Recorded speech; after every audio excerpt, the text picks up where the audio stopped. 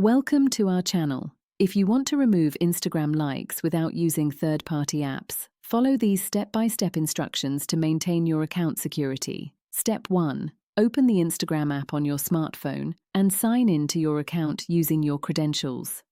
Step 2. Tap your profile picture in the bottom right corner to navigate to your profile page. Step 3. Tap the 3 horizontal lines in the top right corner to open the menu. Step 4. Select Settings and Privacy from the menu options. Step 5.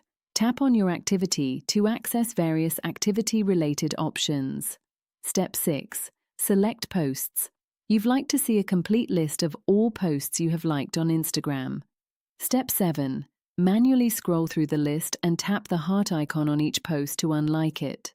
Instagram does not provide a bulk unlike feature, so this must be done one by one. Step 8. Take breaks as needed, since this can be time-consuming for accounts with many likes. Step 9.